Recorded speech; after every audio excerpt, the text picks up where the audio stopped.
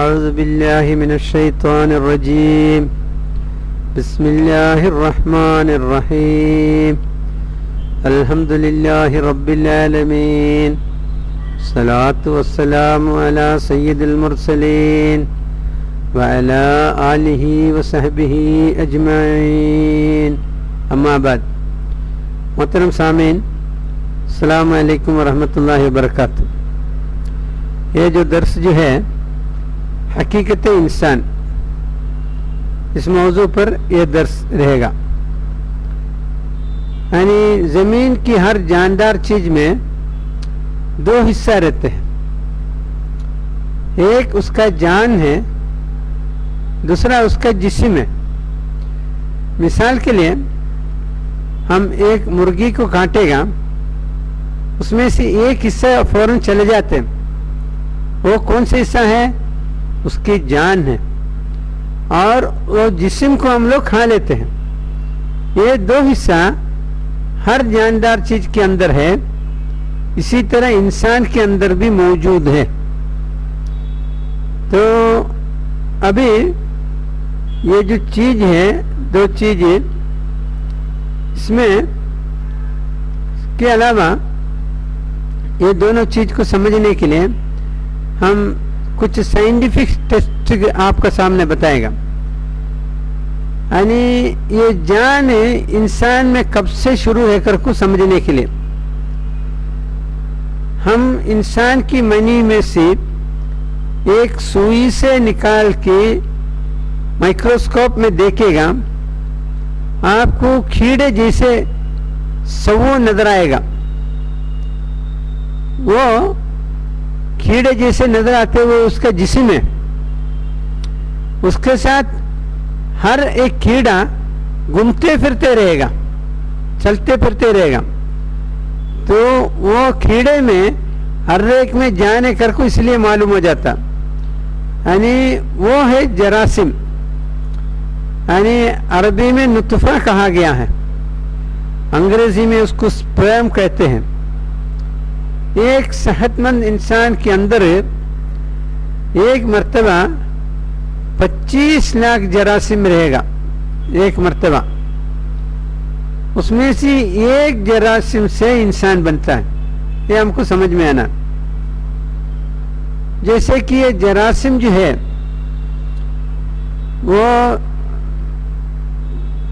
بچہ ہونا ہے تو کم از کم 10 لاکھ جراثیم رہنا ہے.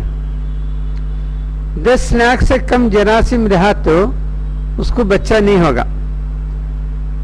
جو 10 لاکھ سے کم جراثیم جو ہے ایک جسمانی بیماری ہو، اس کو دوائی دینے سے اگر ایک آپ سمجھیے ایک آدمی کو 9 لاکھ ہے 8 لاکھ ہے، اس کو دوائی دینے کے بعد وہ 10 لاکھ پہنچے گا، پھر اس کو بچہ ہوگا. تو یہ ہے اللہ سبحانہ تعالیٰ کے نظام. جس کا 10 لاکھ جراثیم ہے اس میں سے 300 جراثیم دوڑے گا، بھاگے گا. کس طرف؟ جو ماں کی بچی کی تیلی کی طرف. 300. اگر 10 لاکھ نہیں رہے گا دوڑے گا نہیں. یہ اللہ سبحانہ تعالیٰ کا نظام ہے. 300 دوڑ کر ماں کا بچی کا تیلی کے اندر جا کر اس کے اوپر ایک انڈا رہے گا. وہ انڈا جو ہے بالکل نرم رہے گا، جیسے کہ بیلون کے اندر تھوڑا ہوا بھرے گا وہ کیسا رہتا ہے ویسا رہے گا. یہ جراثیم جا کے اس کے اوپر سختی سے مارے گا تب وہ ربر کی جیسا نرم رہے گا. اور یہ مارنے کے بعد ایک جراثیم اندر پہنچ جائے گا تو اس کی جو باڈی جو ہے سخت ہو جائے گا، دوسرا نہیں جائے گا اندر. پھر یہ اللہ سبحانہ تعالیٰ کا یعنی ایک ترتیب ہے، ایک ترکیب ہے. تو ایک جراثیم اندر جائے گا، پھر وہ باقی جراثیم اندر نہیں جا سکتا. یعنی یہ جراثیم وہاں سے دوڑ کر آگ کی امی کی پیٹ کی بچی کی تیلی کے اندر کی انڈے پر زبردستی مارتے ہوئے اس کے اندر جانتا نہیں تھا. جان نہیں تو ہر جاندار چیز جو ہے حرکت نہیں کرے گا، تو اس کے اندر یہ تھا. وہ امی کے بچی کی تیلی کے اندر 120 دن رہنے کے بعد وہ ایک انسان کی صورت بنتے ہیں. چھوٹا رہے گا لیکن انسان کی طرح سر رہے گا, پیر رہے گا, ہاتھ رہے گا, سارے رہے گا, اس طرح بنتا. 120 دن ہونے کے بعد اللہ سبحانہ و تعالیٰ کی طرف سے ایک فرشتہ آئے گا. وہ فرشتہ اس کی جسم میں روح پونگے گا. تب اس کے جسم میں کتنا ہو گیا؟ جان بھی جسم بھی پہلے سے ہے اور جان کی وجہ سے وہ حرکت کرتے تھا. ابھی اس کے اندر فرشتہ آ کے روح پونگا تو کتنا ہو گیا؟ 3 ہو گیا. پہلے 2 تھا, ابھی 3 ہو گیا. یہ ہم کو سمجھ میں آنا چاہیے. یہ روح جو ہے پونگنے کے بعد وہ انسان کی جو صورت ہے وہ انسان کی حالت میں بدل جاتا. روح بھی رہنے کی وجہ سے سارے جاندار کے اندر جان ہے اور جسم ہے. اور انسان کے اللہ سبحانہ وتعالی عالم الارواح سے ایک روح کو جا کے فرشتے کے ذریعہ وہ جا کے فٹ کر دیتے. ہو گیا. تو یہ روح کیا چیز ہے یہ سمجھنا. اور روح یہ چیز ہے کہ اس کے بارے میں یہود نے سوال کیا آپ صلی اللہ علیہ وسلم سے. اس کو اللہ سبحانہ و تعالیٰ قرآن میں جواب دیا ہے. اعوذ باللہ من الشیطان الرجیم وَيَسْأَلُونَكَ عَنِ الرُّوحِ قُلِ الرُّوحُ مِنْ أَمْرِ رَبِّي. سورہ نمبر 17 آیت نمبر 85. تو اللہ سبحانہ و تعالیٰ جواب دے دیا وہ لوگ روح کے بارے میں تم سے سوال کرتے ہیں, کہو یہ میرے رب کی امر میں سے ہے. یعنی ہم لوگوں کو بتانے کی چیز نہیں ہے. وہ ایسا کر کو اللہ سبحانہ و تعالیٰ بتا دیا. یہ اس کی حیثیت ہے. اور یعنی پھر بھی قرآن میں ہم لوگ تلاش کرے گا اس کے بارے میں کچھ نہ کچھ معلومات ہم کو ملے گا. مثال کے لیے سورہ نمبر 7 آیت نمبر 172 172 اس میں اللہ سبحانہ و تعالیٰ یہ فرمایا ہے اعوذ باللہ من الشیطان الرجیم وَإِذْ أَخَذَ رَبُّكَ مِنْ بَنِي آدَمَ مِنْ ظُهُورِهِمْ ذُرِّيَّتَهُمْ وَأَشْهَدَهُمْ عَلَىٰ أَنفُسِهِمْ أَلَسْتُ بِرَبِّكُمْ قَالُوا بَلَىٰ شَهِدْنَا. یعنی اس میں یہ بتایا گیا ہے آدم علیہ السلام کو پیدا کرنے کے بعد اللہ سبحانہ و تعالی قیامت تک وجود میں آنے والے انسان کا ارواح کو پیدا کیا, پورے ارواح کو پیدا کیا. اور ان کے بعد اللہ سبحانہ و تعالیٰ ان لوگوں کو سمجھایا. یعنی اللہ ان کا خالق ہے, مالک ہے, رازق ہے, اس طرح بتایا گیا.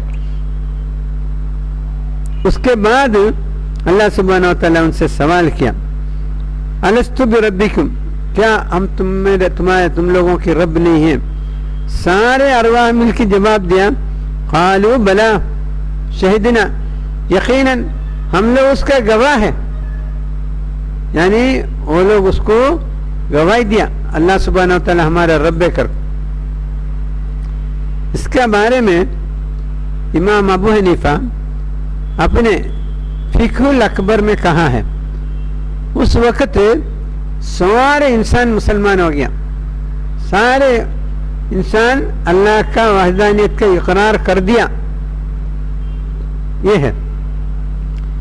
اس کے بعد جو ہے زمین میں آنے کے بعد اپنے ماں باپ اس کو اپنے انداز میں بنا دیتے, لیکن وہ اصل جو ہے زمین میں آتے وقت تو مسلمان ہو کے فائدہ ہوتا.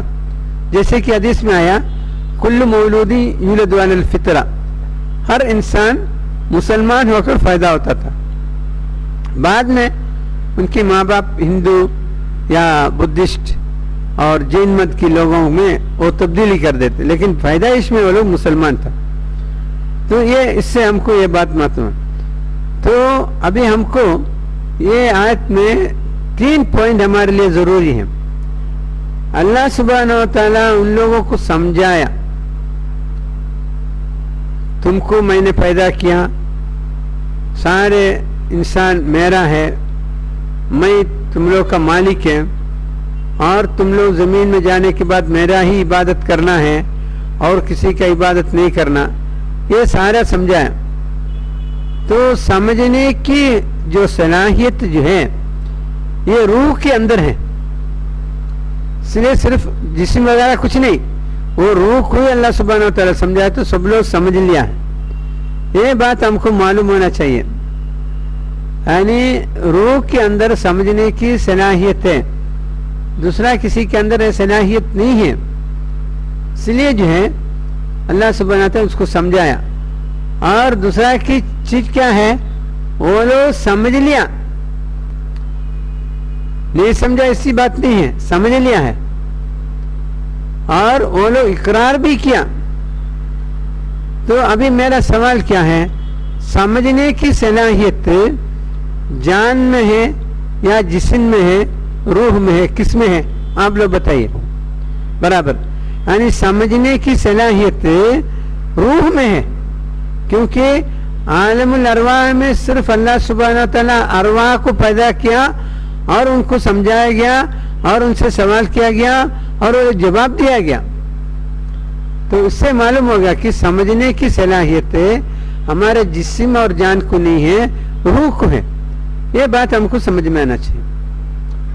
اور اس کو سمجھنے کے لیے ہم اپنے بارے میں سوچئے.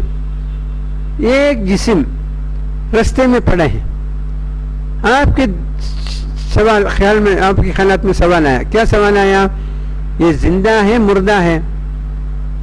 ہاں زندہ ہے مردہ ہے, سوال آیا. تب وہ آدمی جو نیچے گرا پڑا آدمی اپنا ہاتھ کو ہلایا, تب کیا معلوم ہو گیا, یہ اس کے اندر جان ہے. یعنی جان کو دیکھنے سے معلوم نہیں ہوتا لیکن حرکت سے معلوم ہوتا, لیکن ارواح کو حرکت سے معلوم نہیں کر سکتا. ارواح کو معلوم کرنے کا کیسا ہے, آپ ایک تگڑا موٹا آدمی سے ملاقات کیا, آپ سمجھا بہت قابل آدمی ہے, سمجھا, تب اس سے بات کیا تو وہ چھوٹے بچے کی طرح بات کرتے ہیں, تب آپ اس کے ارواح کو پہچانتے ہیں. بات سمجھ میں آیا؟ یعنی ارواح کو پہچاننا ہے تو اس سے گفتگو کرنے سے معلوم ہوتا ہے, اور جان کو پہچاننا ہے تو اپنے حرکت سے معلوم ہوتا ہے. جسم کو آپ دیکھ کے پہچان سکتے ہیں. ایسے جسم, جان, روح, یہ تین چیزیں ہمارے اندر ہیں. ابھی اس کو ہم لوگ سمجھنا ہے, یہ جسم اور جان کے لیے کیا کیا چیز کی ضرورت ہے. جسم اور جان کے لیے تین چیز کی ضرورت ہے. مختصر, پہلے چیز کھانا پینا ہونا, نمبر 1. نمبر 2 آرام کرنا, سونا, یہ جسم اور جان کے لیے ضروری ہے. اور نمبر 3 دنیا کی مزہ چکھنا ہے, یہ بھی ان لوگوں کی ضرورت ہے. گھومنا پھرنا, دیکھنا, ساری چیزیں, جتنے مزہ ہے دنیا میں وہ چکھنے کی بھی دلچسپی اپنے جسم اور جان کے لیے ہے. یہ بات ہم کو سمجھ میں آنا چاہیے. یہ تین چیزیں جسم اور جان کے لیے ضروری ہے. اور اپنے ارواح کے لیے کیا چاہیے یہ سمجھنا ہے. اپنے ارواح کے لیے پہلے یہ چیز چاہیے. کون سی چیز ہے؟ وہ ایک دوسرے دنیا سے اس کو ادھر لایا گیا, یہاں وہ کیسا رہنا اس کا معلومات ہونا. جیسے کہ انسان زمین سے چاند میں گیا, سمجھو چاند میں ہمارے جیسے یہاں سے چپل پہن کے نہیں چل سکتا. ادھر جو ہے ہم اپنے انداز میں چلنا پھرنا, زمین کے انداز میں چلنا پھرنا ممکن نہیں ہے. وہاں کے لیے دوسرے انداز بنایا گیا, وہاں چلنے پھرنے کے لیے اسی انداز میں انسان چل سکتا ہے. اس طرح سمجھنا چاہیے. اسی طرح یہ ارواح جو ہے عالم الارواح سے زمین میں پہنچا ہے, ادھر اس کے لیے کیا ضرورت ہے معلوم ہونا. یہ معلومات کسی کے پاس نہیں. اور یہ ارواح کو زمین میں کیسا اچھا انداز میں رکھنا ہے, اس کو سمجھانے کے لیے اللہ سبحانہ و تعالیٰ اپنے رحم اور کرم سے انبیاء علیہ السلام کو مبعوث کیا. انبیاء علیہ السلام اپنے ارواح کو کیا کیا ہونا ہے وہ ہم کو سمجھایا. یہ ہے یہ پہلی چیز. یعنی علم جو ہے وہ اللہ سبحانہ و تعالیٰ کی طرف سے جو نازل کیا گیا انبیاء علیہ السلام کو لے کر آیا, وہ علم اپنے ارواح کے لیے ہے. یہ ہم کو سمجھ میں آنا چاہیے.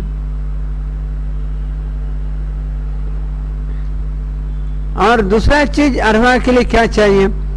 دوسرا چیز یہ چاہیے کہ ارواح کو, یہ ایک عالم الارواح کی ایک مخلوق ہے, اس کو ہمیشہ اللہ سبحانہ و تعالیٰ سے قریب رکھنا پڑتا. دور رکھے گا وہ بیزار ہو جائے گا, پریشان ہو جائے گا, ٹینشن میں آ جائے گا. تو اللہ سے اس کو قریب رکھنا پڑتا. جیسے کہ یہ ایک چھوٹا بچہ, اس کو اپنے ماں کے قریب رکھے گا, وہ سکون میں رہتا. ماں سے اس کو علیحدہ کرے گا وہ پریشانی میں ہو جاتا. اسی طرح ہے یہ عالم الارواح کی مخلوق کو زمین میں رہنا ہے تو سکون کے ساتھ رہنا ہے تو وہ اللہ سے قریب رہنا ہے. اللہ سے دور رہے گا وہ ٹینشن میں آ جائے گا. ابھی آپ سے ایک سوال ہے, انسان کو زمین میں ٹینشن کی زندگی گزرنے کے لیے کیا ہونا ہے؟ انسان کو زمین میں ٹینشن کی زندگی گزرنا ہے تو وہ اللہ سے دور رہنا ہے. جس کو سکون کی زندگی گزرنا ہے وہ اللہ سے قریب رہنا ہے. بات واضح ہے نہیں ہے؟ ٹھیک ہے. تو اسی طرح ہم بات کو سمجھنا ہے. یعنی ہم کو زمین میں انسان کی ارواح کو پہلے علم ہونا, دوسرا اللہ سے اس کو قریب رکھنا ہے. قریب رکھنے سے وہ سکون میں رہتا ہے. یہ بات ہے. اور اس کے بعد ہمارے حالت کو ہم پہچاننا ہے برابر. اس کے علاوہ ابھی 3 چیز بتائیں, جان, جسم, روح. اس کے علاوہ ہمارے اندر اور ایک چیز ہے, وہ کیا ہے؟ وہ ایک شیطان ہے. شیطان کیوں ہمارے اندر آئے گا؟ شیطان اس لیے ہمارے اندر آتا ہے ہم کو نیک رستے سے, جنت کے رستے سے ہم کو ہٹانے کے لیے شیطان آ رہے. شیطان کی ایک ہی کام ہے, انسان کو جنت کے رستے سے ہٹانے کے لیے. ایک مرتبہ جو ہے شیطان موسیٰ علیہ السلام کے پاس گیا تو موسیٰ علیہ السلام جو عبادت میں مصروف تھا, نماز میں مصروف تھا.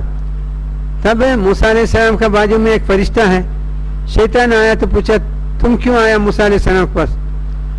ہم جس کام سے اس کی پردادا آدم علیہ السلام کے پاس گیا ہے اسی کام سے آیا. آدم علیہ السلام کے پاس کس کے لیے گیا تھا؟ آدم علیہ السلام کو جنت سے نکالنے کے لیے گیا تھا, اسی کام سے آیا. شیطان کو انسان کے اوپر ایک ہی مقصد ہے, جنت سے ان کو باہر نکالنا. تو اس کے لیے شیطان آتا ہے, یہ ہم سمجھنا چاہیے. تو شیطان ہم کو جنت سے کیسا باہر نکالے گا یہ ہم کو سمجھ میں آنا چاہیے. اس میں اہم 2 چیزیں. ایک دن شیطان داؤد علیہ السلام کے پاس گیا. داؤد علیہ السلام شیطان سے پوچھا, تم بنی آدم کو کیسا بھٹکاتے ہیں؟ تو شیطان نے بولا, دیکھو میں ان کے اندر کچھ خواہش ڈال دیتے, پھر وہ خواہش کے پیچھے دوڑتے ہیں, جنت سے نکل جاتے ہیں. جیسے کہ آدم علیہ السلام کے دل میں خواہش ڈالا. کیا خواہش ڈالا؟ جنت میں ہمیشہ رہنے کا. تو پھر جو ہے آدم علیہ السلام جنت سے نکل گیا. یہ دلیل کے ساتھ پیش کیا. انسان کے اندر کچھ خواہش ڈال دیتے ہیں, انسان اس کی وجہ سے اس کے پیچھے دوڑتے ہیں اور جنت سے باہر نکل جاتے ہیں. یہ ہے حالت. دوسری چیز شیطان نے یہ بتایا, شیطان ایک انسان کے دل میں دوسرے انسان سے حسد ڈال دیتے ہیں. یہ حسد کی وجہ سے وہ انسان جنت سے باہر نکل جاتے ہیں, یعنی جنت سے وہ دور ہو جاتے ہیں. تو یہ ہے حسد جو ہے بہت خطرناک, یعنی ایک فطرت ہے انسان کا. انسان کی فطرت کے اندر حسد موجود ہے. نیا تحقیق سے معلوم ہو گیا ایک بچہ پیدا ہو کر 90 دن کے اندر اس کو حسد شروع ہو جاتا. تو یہ نیا تحقیق ہے, سائنسی تحقیق ہے. تو اس سے ہم کو یہ معلوم ہو گیا حسد ایک فطرت انسان کے اندر بچپن سے ہی رہتا ہے, اور اس وجہ سے وہ جنت سے دور ہو جاتا. حسد کیا ہے؟ حسد یہ ہے کہ دو اسکول کی بچہ ایک کلاس میں پڑھتا ہے, دونوں دوست ہیں. ایک آدمی کو, ایک بچے کو امتحان میں 50 نمبر ملا, دوسرے بچوں کو 40 نمبر ملا. 40 نمبر لانے والے بچوں کا دل میں جو پریشانی ہوتا ہے اس کو حسد کہتے ہیں. وہ 50 والے سے حسد رکھتا ہے کیونکہ ان کو 10 زیادہ ملا نا, اس وجہ سے یہ ہے حسد. تو یہ حسد رکھنے سے کیا ہوتا ہے؟ ہم کو نقصان ہوتا ہے, حسد رکھنے والے کو نقصان ہوتا ہے. مثال کے لیے اللہ سبحانہ و تعالیٰ آئندہ ایگزامن میں وہ 50 والے کو 60 دے دے گا اور 40 والے کو 30 کر دے گا. حسد رکھنے سے جس کا اوپر حسد رکھا جائے گا اس کو فائدہ ملتا ہے, جس نے حسد رکھے گا اس کو نقصان ہو جاتا, کیونکہ اللہ سبحانہ تعالیٰ اس کو پہلے 50 دیا, اس سے یہ حسد رکھتا ہے, یعنی وہ راضی نہیں ہوتا. اللہ سبحانہ تعالیٰ ان کو زیادہ دیا کر کو نہیں سمجھتے, وہ حسد رکھتے. حسد رکھنے کی وجہ سے ان کی مقام گر جاتے, گھٹ جاتے, اور جس کا اوپر حسد رکھتے اس کے مقام بلند ہوتے جاتے ہیں. یہ حسد کی نقصان ہے, اس لیے ہم کسی کے اوپر حسد نہیں رکھنا.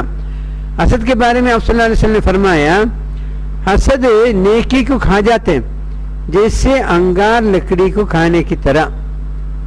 اس لیے جو ہے ہمارے پورے نیکی ختم ہو جاتا. ایک آدمی نماز پڑھے گا, روزہ رکھے گا, قرآن کی تلاوت کرے گا, ذکر اذکار کرے گا, اس کے ساتھ حسد بھی رکھے گا, یہ سارے بیکار ہو جاتا. اس کو سمجھنے کے لیے ایک واقعہ آپ کو سناتا ہوں. ایک دن آپ صلی اللہ علیہ وسلم کی مجلس کی سامنے سے ایک صحابی گزرا.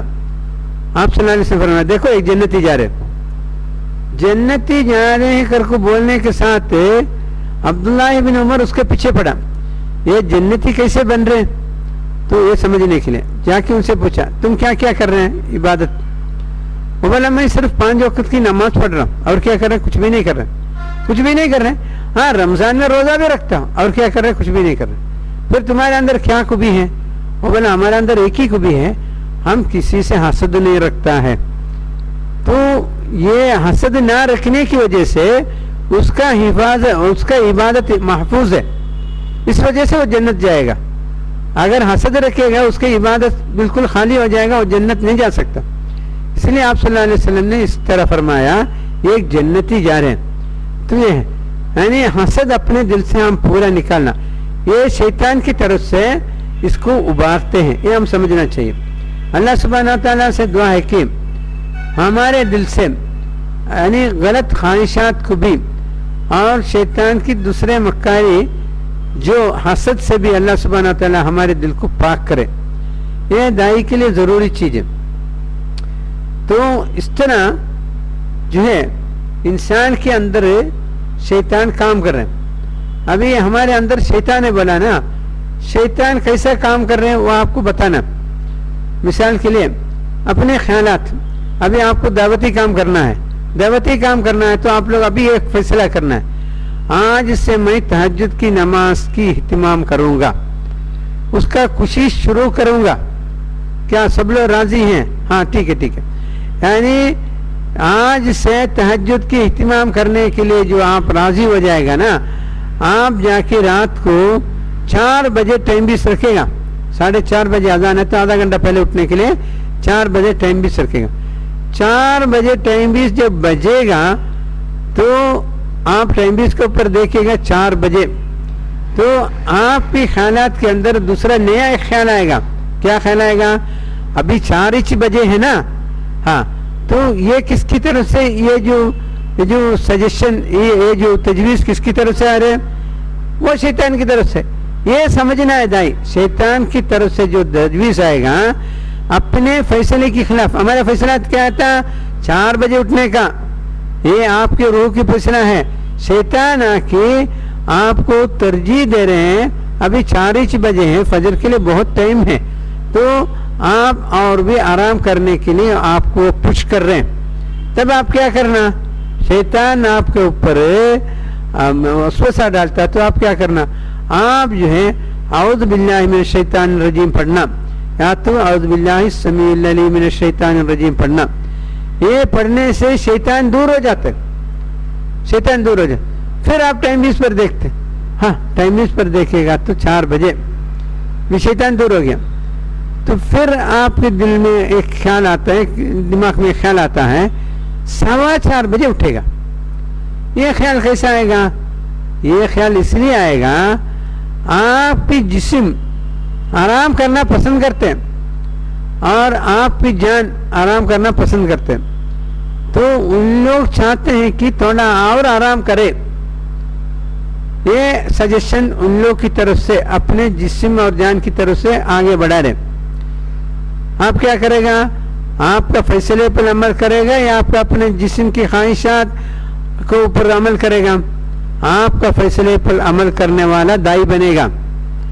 آپ اپنے جسم کو سمجھانا تمہارا وقت ختم ہو گیا، ابھی میرا وقت آیا، تو آپ اٹھ کر تہجد کی نماز ادا کرنا اس وقت. یہ ہے ایک دائی بننے کی ٹرننگ پوائنٹ، یعنی شاہ کلید بولتے ہیں، یعنی یہاں سے ہم لوگ موڑتے ہیں. یعنی جو اللہ کے سامنے کھڑا ہو کر تہجد کی نماز ادا کرے گا وہ دائی بنے گا. وہ ایسے ہی سو جائے گا، تہجد نہیں پڑے گا، وہ کیسا دائی بن سکتا ہے؟ ہرگز نہیں بنے گا. تو اس کے لیے یہ درس ہے، ایک دائی کے اندر تزکیت پیدا کرنے کے لیے یہ درس ہے. تو اس طرح ہم نے اپنے جو تہجد پڑھنا، شیطان ہم کو بھٹکانے کی کوشش سب کرے گا، تو آپ کو صحیح رستے سے، دائی کی رستے سے بھٹکانے کے لیے 2 چیزیں، ایک شیطان ہے، ایک آپ کی خود اپنے جسم میں. یہ دونوں سے بچنا ہے دائی، تب وہ دائی بنے گا. آپ اپنے فیصلے پر عمل کرنا. فیصلہ کیا؟ 4 بجے اٹھنے کا، 4 بجے اٹھ جانا، کسی کے بات نہیں ماننا. یہ ہے آپ کی حالت. تو یہ بات ہم کو سمجھ میں آنا، اس لیے ہم کو ایک دائی کو یہ دونوں چیز سے بچنے سے اس کا تزکیت ہوگا، ورنہ نہیں ہوگا. یہ بات ہم بتانے کے لیے ہم آپ کو اس پوائنٹ پر لایا گیا. ابھی ہم نے بولتے بولتے پہلے سمجھاتا ہے انسان، پھر جان جسم، پھر روح، پھر آ گیا اس کے بعد شیطان. یہ 3-4 ہو گیا نا. یہ کیسا؟ ایسے آپ کے دل میں ایک سوال آئے گا. وہ سوال آئے گا تو کیسا جواب دے گا؟ وہ جواب آپ کا سامنے ابھی پیش کرنا چاہتا ہوں. یعنی یہ کیسے 3-4 آ گیا؟ یعنی اللہ سبحانہ و تعالیٰ یہ غلط فہمی کو ہم نہیں دور کرے گا، شیطان آپ کو بعد میں پکڑے گا. اللہ سبحانہ و تعالیٰ قرآن پاک میں بتایا، اعوذ باللہ من الشیطان الرجیم، اللہ یتوفی الانفس حین موتها والتی لم تمت فی منامها. سورہ نمبر 39 آیت نمبر 42، سورہ نمبر 39 آیت نمبر 42. اس میں یہ بتایا گیا ہے اللہ سبحانہ و تعالی موت کی حالت میں روح کو علیحدہ کر دیتے ہیں. موت کی حالت کیسا ہے؟ ایک آدمی بستر پر لیٹے ہیں اور ان کی آخری لمحہ ہو رہے ہیں، تو اس وقت 1-2 فرشتہ آئیں گے، اس کی سر کی طرف بیٹھیں گے، پھر ملک الموت آئیں گے، ان کے پیر کی طرف بیٹھیں گے. تب ان کی جسم سے جان نکل جائے گا. اس وقت فرشتہ روح کو اپنے ہاتھ میں قبض کر لیتے ہیں، پھر یہ دونوں فرشتے کے ہاتھ میں دیتے ہیں. وہ دونوں فرشتہ سیدھا لے کر اللہ رب العالمین کے سامنے جا کے کھڑا کر دیتے ہیں. یہ ہے موت کی حالات. تو یہاں جو ہے موت کی حالات میں یہ آیت میں بتایا گیا، یعنی اللہ سبحانہ و تعالی موت کی حالت میں، موت کیسا ہوتا ہے؟ موت ہونے کی جو قرآن میں بتایا گیا ہے، یعنی والتفت الساق بالساق، انسان کی آخری حرکت ہے وہ اپنے دونوں पैरों को रगड़ेगा। आप देखा इंसान की मौत की हालत है, बहुत से लोग नहीं देखा। अच्छा, मुर्गी को आप काट के डालने के बाद मुर्गी आखिर में क्या हरकत करते हैं, वो अपने दोनों पैरों को रगड़ते हैं। किसी भी जानदार चीज जान जाने की वक्त अपने पैरों को रगड़ते हैं। इंसान की जान जाने की दलील क्या है, वो आपस में दोनों पैरों को रगड़ेगा। उस वक्त मलकुल मौत जो है इनकी जिस्म से रूह को पकड़कर और वो दोनों फरिश्ते को हवाला करेगा। यानी रूह जो है, यानी गलत इंसान, उसकी रूह फरिश्ते को पकड़ने नहीं देगा, भागते रहेगा वो। और दो फरिश्ते इसको मार पीट कर वो मलकुल मौत जबरदस्ती उनके अंदर से रूह को जबरदस्ती खींच के बाहर निकालते हैं, फिर फरिश्ते के हवाला करते हैं। लेकिन नेक इंसान का ऐसा मसला नहीं है। नेक इंसान का जो है वो लोग मलकुल मौत के इंतजार में रहते हैं। उनको मालूम है मलकुल मौत आके मुझे ले जाने वाले हैं, तो उनका जिस्म से मलकुल मौत आएगा तो बहुत खुशी से वो निकल के चले जाते हैं और वो खुशी में रहते हैं, उसको ज्यादा तकलीफ नहीं होते। फिर भी वो तकलीफ बहुत सख्त है। आप सल्लल्लाहु अलैहि वसल्लम को तकलीफ बहुत हुआ है, इसलिए जो है उस वक्त जो है मलकुल मौत हमारे रूह को अपने जिस्म से अलग करके दोनों फरिश्ते की हवाला कर देते हैं। वो फरिश्ता सीधा जाके अल्लाह के पास हाजिर कर देते। इस तरह है उसकी हालत। यानी उस वक्त जब जान जाएगा तब फरिश्ता रूह को पकड़ लेते हैं। तो अभी क्या क्या हो गया, एक जो है जान जा रहे, जान खत्म हो जा रहे, यानी उस वक्त जो है फरिश्ता रूह को खींच लेते हैं और जिस्म बाकी रहते हैं। तीन चीज इस आयत में वाज़ी है। यानी जिस्म हम दफन करते हैं और जान खत्म हो जाता है, रूह को अल्लाह सुब्हानहू व तआला के फरिश्ते आके ले जाते। तीन चीज बराबर है कि नहीं बराबर है?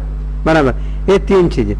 इसी तरह इस आयत में ये भी बताया वल्लती लम तमुत फी मनामिहा, जिसका मौत नहीं होता है उसको भी अल्लाह सुब्हानहू व तआला नींद की वक्त जिस्म से आलादा कर देते हैं।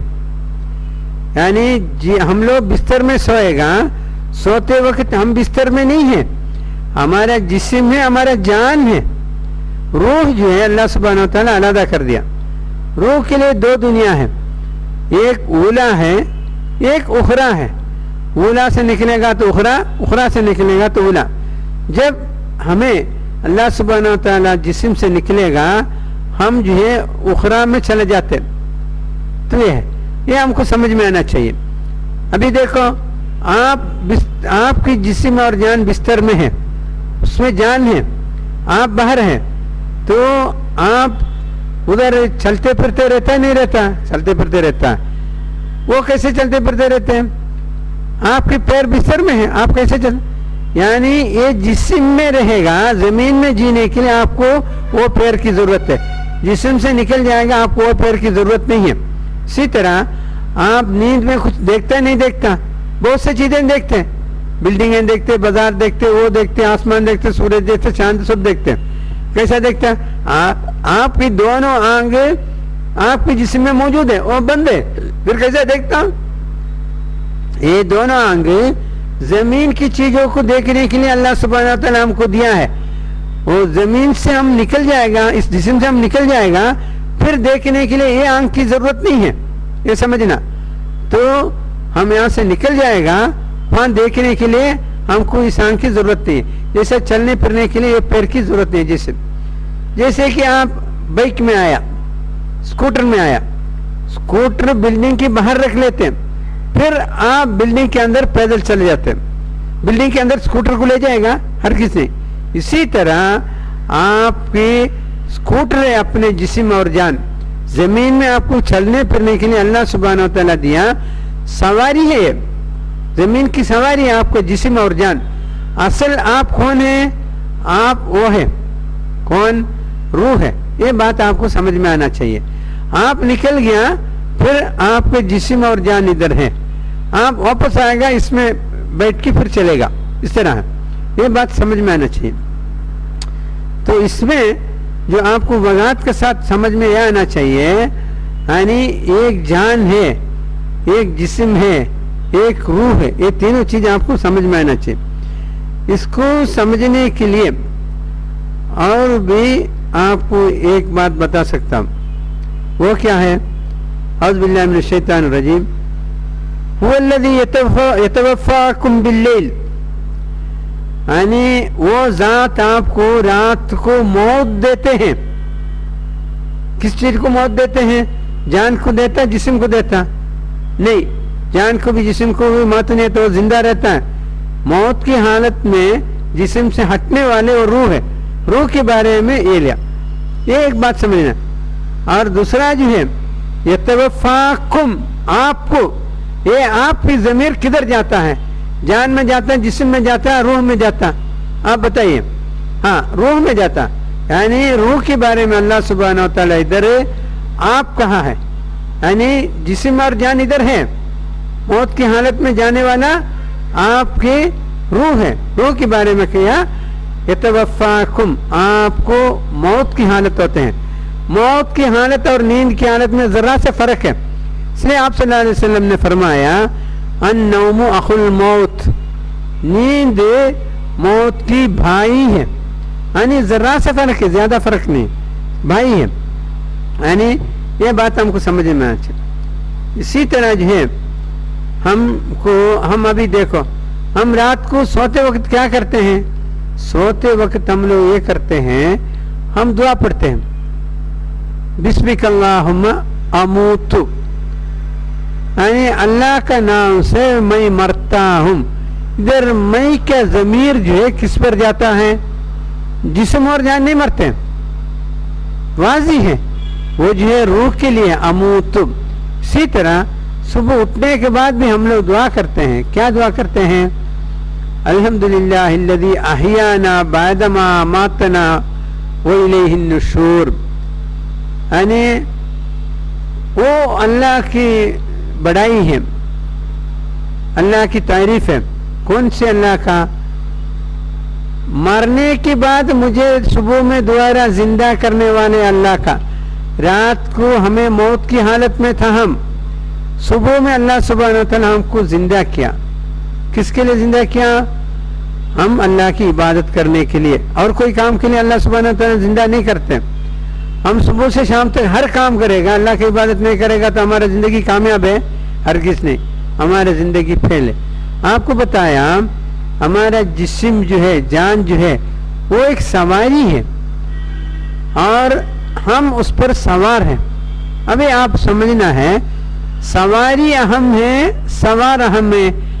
آپ کا اسکوٹر اہم ہے اور یا آپ اہم ہے؟ آپ کی پرانا اسکوٹر اہم ہے یا آپ اہم ہے؟ یقیناً آپ اہم ہے. سواری اہم ہے، سوار اہم ہے، سواری اہم نہیں ہے. تو ابھی ہم کیا کرتے ہیں؟ سواری کو خیال کرتے ہیں، سوار کو کیا خیال کرتے ہیں؟ ہم سواری کا خیال کرتے ہیں، سوار کو نظر انداز کرتے ہیں. ہمارے ایک مومن کا فریضہ کیا ہے؟ سواری کا خیال کرنا، سوار کو بولنا نہیں. سوار کا خیال کرنا ہے، سواری کو نظر انداز کر سکتے. آپ نظر انداز کرنے میں شریعت میں اس کا اجازت نہیں ہے. اس کی ضرورت پورا کرنا ہے. سواری کے لیے پیٹرول ڈالنا ہے اور اس کو صاف صفائی کرنا ہے، یہ سب ضروری ہے. وہ شریعت اس کا پابند کرنے کے لیے ہمیں مجبور کیا ہے. لیکن اصل چیز کیا ہے؟ اصل چیز آپ ہیں، سوار ہیں. سوار کا فل خیال کرنا ہے. آپ کے سوار کو اللہ سبحانہ و تعالیٰ زمین میں بھیجا اللہ کی عبادت کرنے کے لیے.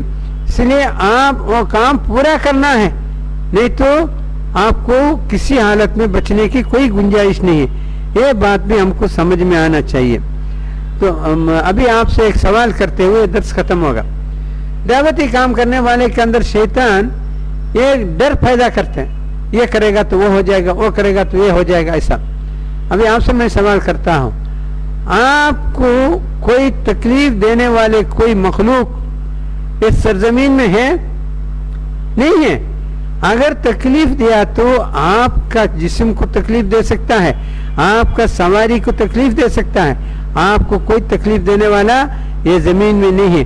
آپ محفوظ بندہ ہے, اللہ کے ہاتھ میں آپ محفوظ ہے, کوئی آپ کو ہاتھ میں لگا سکتے. یہ بات آپ کے سامنے رہنا چاہیے. وہ آدمی دعوتی کام کے لیے بالکل مطمئن رہے گا, کیونکہ اس کو کچھ ہونے والا نہیں. تو اللہ سبحانہ تعالیٰ سے دعا ہے کہ یہ صحیح انداز میں سمجھ کر اس انداز میں کام کرنے کے لیے اللہ سبحانہ تعالیٰ ہمیں بھی آپ کو بھی اس امت مسلمہ کو بھی توفیق عطا فرمائے. وآخر دعوانا الحمدللہ رب العالمین. السلام علیکم ورحمۃ اللہ وبرکاتہ.